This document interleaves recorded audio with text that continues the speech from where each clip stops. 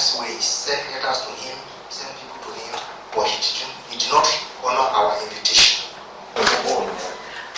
Receiving the report, Governor Akeredolu appreciated the efforts of all members of the panel with a promise to look into the report. Akeredolu, who expressed worry over what he called downward slide being observed in the Polytechnic, expressed belief that the report will guide government on what to do.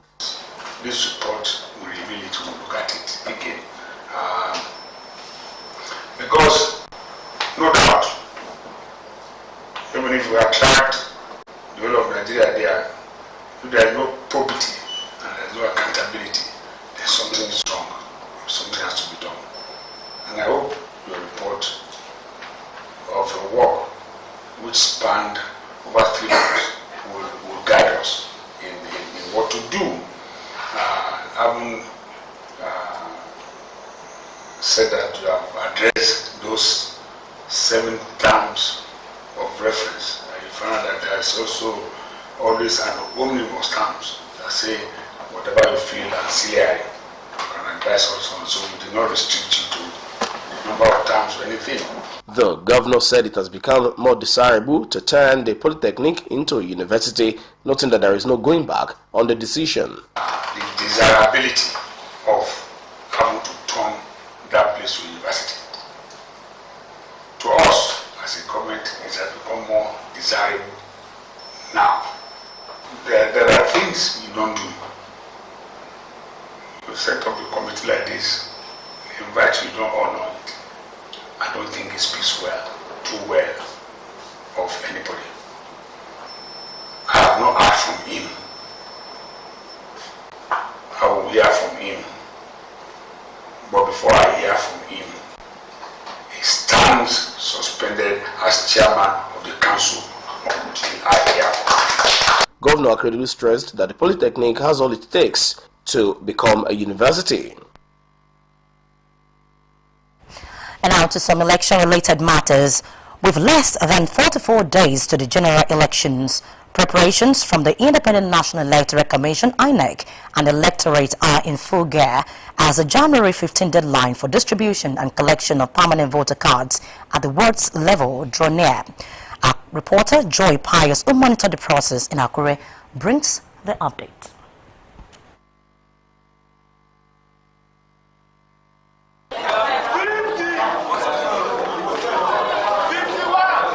The rush by Nigerians to pick up their permanent voter cards is evident here at Ode Imuagun Ward 11 and Bogi Isikon Ward 3.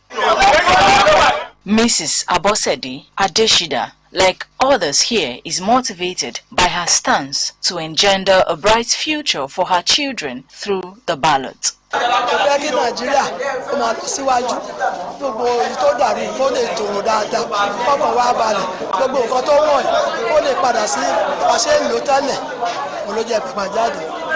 It's 43 days to the February 25 general elections.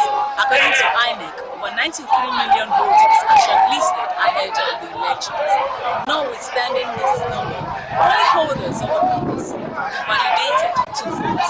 This suggests why INEC decentralized the distribution of PVCs to registered voters. The pace, according to registered voters who besieged the wards to obtain their PVC, is not quite impressive, urging INEC to spread the distribution to the polling units to ease stress. And I was here yesterday trying to get my PVC, but I had difficulty getting it because the queue was kind of slow. So personally, I feel that like if there's a way they can actually speed things up for people to be able to like get it faster. Because having to stand in the sun for 3 hours yesterday was not really worth it. A lot of us had works to do. I think one of the things that like we talked about yesterday was the fact that like if INEC could get more volunteers to help the INEC staff to do the job, it would make things seamless and faster.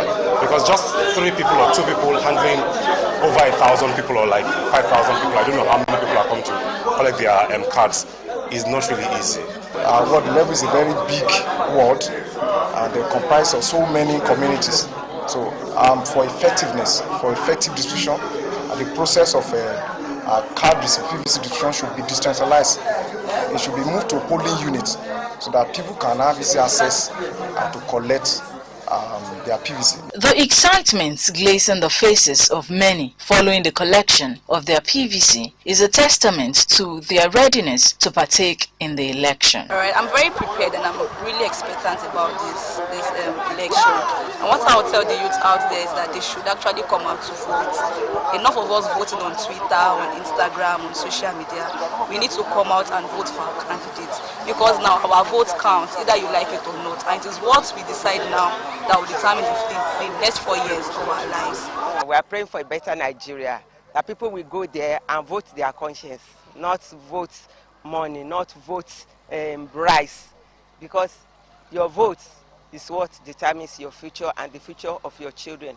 Meanwhile, the 15th of January, PVC distribution will revert to local government offices of the Commission until 22nd January 2022. According to figures released by INEC, over 44 million registered voters are female, while male accounts for over 49 million.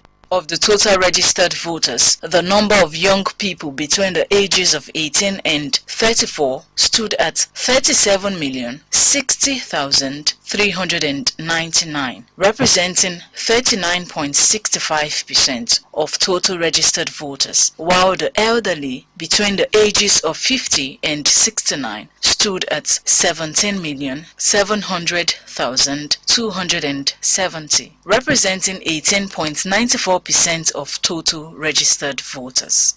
Joy Pius, Osrc News.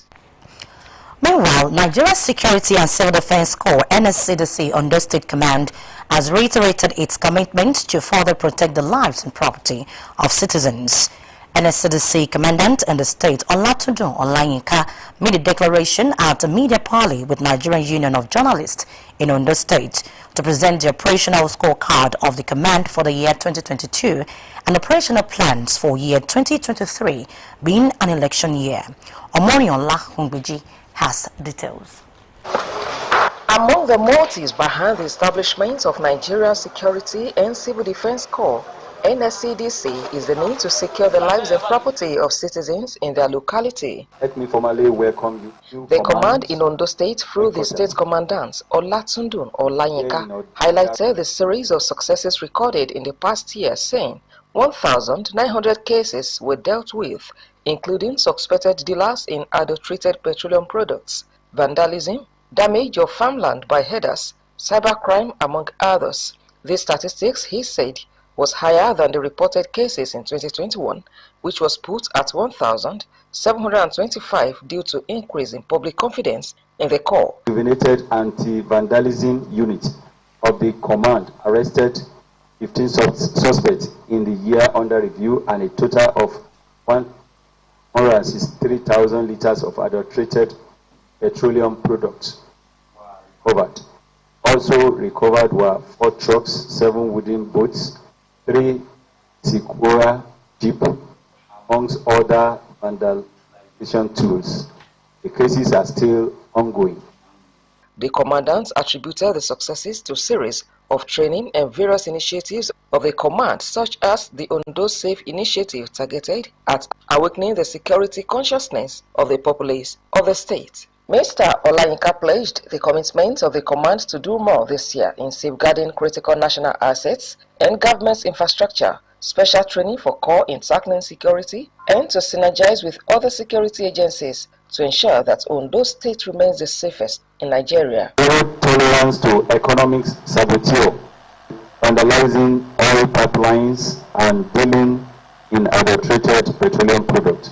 Officers in charge of anti-vandalism will undergo special training to further enhance their capacity and capability to deal with legal dealing in adulterated petroleum products and economic sabotage. Other areas that we want to look into are synergizing and collaborating with other sister agencies like we used to do before in Ondo State.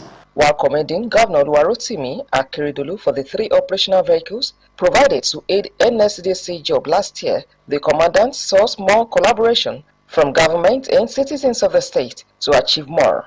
We are hoping that we enjoy more support from the government this year also. We reputation for 2023. So these are the areas that we are looking into. Peaceful conduct of 2023 general election. So this will be realized through sincere determination and selfless efforts of collaboration with INEC. He enjoined politicians and residents of the state to allow peace to reign during the forthcoming elections, as the command is set to deal decisively with anyone who engages in violence of any form. Omoriola Humbiji, Osrc News. In the meantime, the chairman of the Independent National Electoral Commission, INEC, Professor Mahmoud Yakubu, has met with the leadership of the 18 political parties featuring in next month's general election at the Commission's headquarters in Abuja. At the meeting, the first this year, the Commission chairman presented the 2023 voter register to the parties ahead of the elections as required by the 2022 Electoral Act. In attendance at the meeting include leaders of the All Progressives Congress, the People's Democratic Party, the Labour Party, the New Nigerian People's Party, amongst others. The Commission presented a register containing 93,469,008 voters for the 2023 general elections. The INEC chairman expressed the readiness of the Commission for the 2023 general elections, saying INEC does not contemplate any postponement of the election date. Still on election, the Catholic Bishop of Sokoto Diocese, Matthew Cook, says no Nigerian should be undecided about the candidates to vote for in the upcoming general elections, considering the abundance of problems facing the country at present. During a television program, Bishop Cook advised Nigerians to lower their expectations on political choices, saying that there is no such thing as a right candidate in elections, as that might be a projection of one's emotions. According to him, the real challenge should be how prepared the people are to engage with the politicians after they have been elected into office. Cooker asserted that without engagement, the politicians will always take the path for granted, arguing that the Nigerian situation is made worse by the fact that those in power cripple the institutions. On the spate of attacks threatening the conduct of the 2023 elections, he said that violence around polls is almost inevitable across Africa, adding that it is the reward in the political system that encourages such occurrences. You're still watching Osrc News at 7. After the break, we'll bring you more stories. Please stay with us. Yesterday I got a call from Glo. I won a 3-bedroom bungalow. Yes, guys! Guess what? I won a car. I won a generator by participating in the Festival of Joy promo by Glo. Hey, Glo don't do this one for me.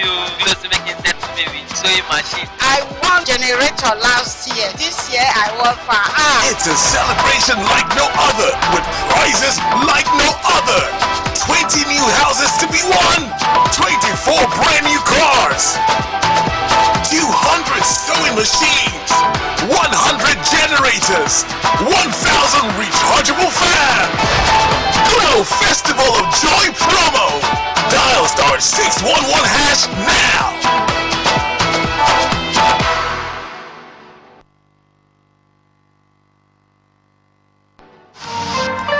Glad to have you back. You can watch us live on our website www.osrc.ng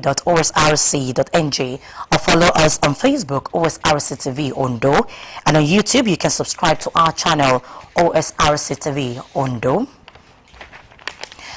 A federal high court in Abuja has dismissed a suit by the People's Democratic Party (PDP) seeking an order to disqualify Governor Abdulrahman Abdulrazak of Kwara State from contesting the state governorship election later this year. Delivering judgment, Justice Inyang Eko dismissed the suit for being incompetent and an abuse of court process. He said the PDP lacked the right to sue since it wasn't a participant in the All Progressives Congress governorship primary that produced Abdulrazak. The The judge added that Section 29, subsection 5 of the Electoral Act 2022 provides that only an aspirant who participated in a party's political party can seek to disqualify another for giving false information, as in this particular case. An inquiry despite the realization of 24-hour curfew imposed by the Ondo State government on Ikare Akoko due to the communal clash, normal activities have not returned to a one-time bubbling town. It was gathered that banks in the ancient town are yet to open for business, as the financial institutions are said to be monitoring the situation of things before reopening for business. Some major markets are still deserted, while few shops opened for business. However, human and vehicular movement improved compared with when there was 24-hour curfew. An educationalist, Mr. Ade Badmus, said the review of the curfew by Governor Akeredolu is an indication of his love for the residents. And now the role of the media has moved beyond reporting and providing early warning insights into threats to human security to getting practically involved in peacemaking and peace building. Ijoko Ojogbo, an alternative dispute resolution show on Ondo State Radio Vision Television Osrc, was a platform to achieve this. One of the panelists that made the program a toast of all was Mrs. Comfort Idowu Adekombi. Mama Ayadekombi, as she was finally called, has died and will be buried on Saturday. Our correspondent, Koli Ario, takes a look at the exploits of the late Mama Adekombi in dispute resolution on television. Ijoko Ojogbo, an Osrc television platform for peacemaking and alternative dispute resolution, took the media world by storm.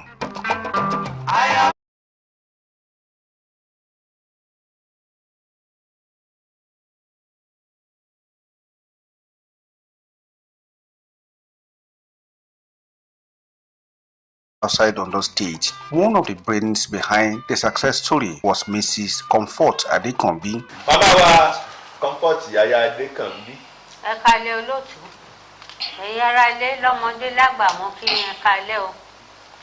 Ẹ jọ̀wọ́ ìdìtẹ̀ jẹ́ ìwà tó burú jáì láwùjọ.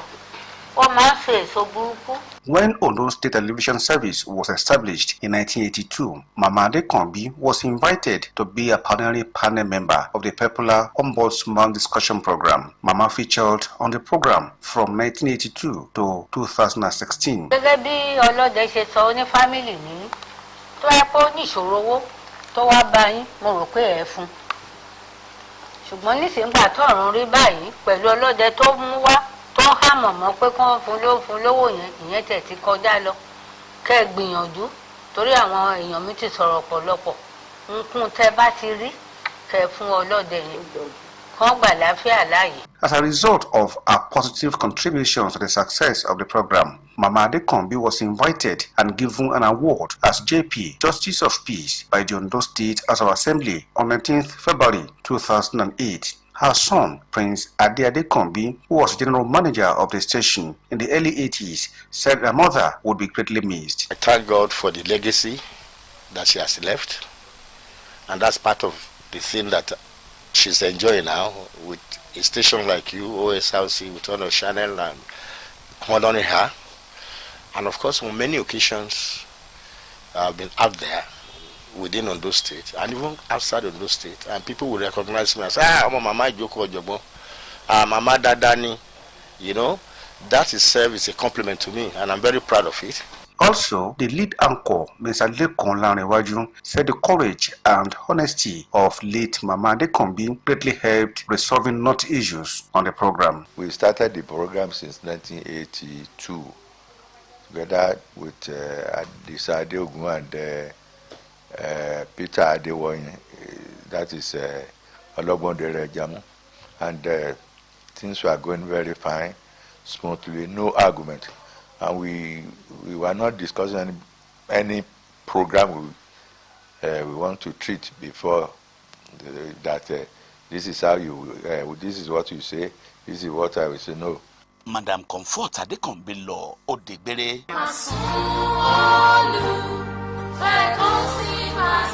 aged 102. Mama Comfort Idowu Adekombi died in November 2022 and her remains will be interred on Saturday in Akure. Kunle Ariyo, Osrc News. President Muhammadu Buhari has directed the armed forces to hunt the killers of 7 personnel of the Nigerian Security and Civil Defense Corps. The president, in a statement by Senior Special Assistant on Media, Gary Bashiru, directed the armed forces to seek the bandits who inflicted this casualty and make them pay for the price. In an earlier report, it was revealed that at least 7 officers were ambushed by gunmen while they were accompanying an expatriate to a mining site in Birnin Gwari local government area of Kaduna State, northwest Nigeria. The personnel who were attached to Kaduna State Ministry of Mines were ambushed and killed alongside 5 others, according to the Corps Director of Public Relations, Olushola Odumusu. Meanwhile, the Department of State Services, DSS, this morning arrested a chieftain of the Labour Party, Doyin Ogunpe, at the Murtala Mohammed International Airport in Lagos. Okupe was billed to fly to London before he was apprehended by the secret police. DSS spokesperson Peter Afunaya, in a statement, confirmed that Okupe was intercepted at the instance of the Economic and Financial Crimes Commission, EFCC. Afunaya also said the Labour Party chieftain was handed over to the Anti-Graft Agency. Meanwhile, Okupe, via his Twitter handle, confirmed his arrest at the Lagos airport. He, however, said he has been released by the EFCC, adding that senior officials of the Anti-Graft Commission apologized to him for what he called the error. In the meantime, the Economic and Financial Crimes Commission has said it will remove the former Director General of the Labour Party Presidential Campaign Council, Dr. Doyin Okupe, from its watch list following his arrest by the Department of State Security Service at the Murtala Mohammed International Airport in Lagos today. A source at the EFCC confirmed that Okupe had been on the EFCC watch list for about 6 years since 2016. Confirming the development, the Anti-Graft Agency spokesperson Wilson Owujare said the EFCC would take immediate action to remove the former presidential aide from its watch lists. Former head of state, retired General Abdulsalami Abubakar, has lamented the spread of insurgency from northeast to other parts of the country. Abdulsalami spoke in his address at the public presentation of a book in Abuja titled Preventing Crimes, Insurgencies and Desperate Migrations in Nations of the World. He noted that the book throws light into the causes of the insurgency and would go a long way in helping the government and security agencies tackle the menace. He lamented that for over 10 years, Nigeria has been battling with insurgency in the northeastern states, which he said has gradually spread all over the country. The former head of state prayed that peace will be restored to all parts of Nigeria. You're still on to Osrc News at 7. After the short break, we'll bring you more stories. Please stay with us.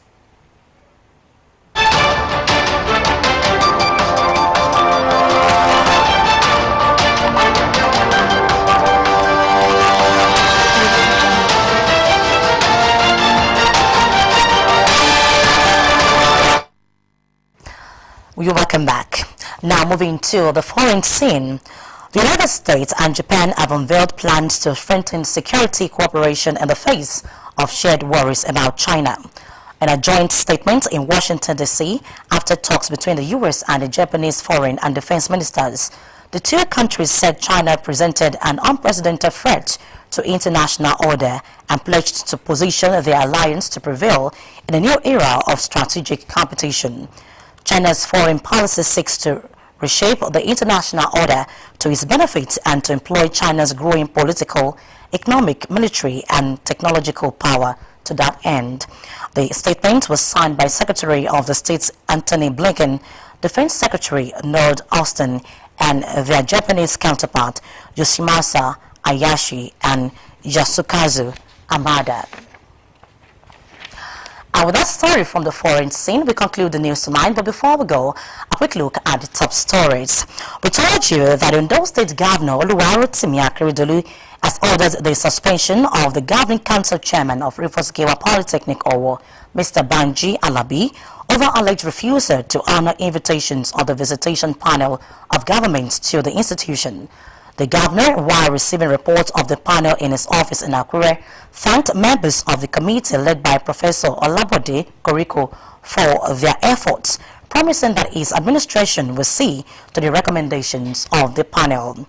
And we also brought to you that President Muhammad Buhari has directed security agencies to hunt the killers of 7 personnel of the Nigerian Security and Civil Defense Corps. The President, in a statement by Senior Special Assistant on Media, Gary Bashew, directed the armed forces to seek the bandits who inflicted this casualty and make them pay the price. And that's the news tonight. Thank you very much for your time. Good evening.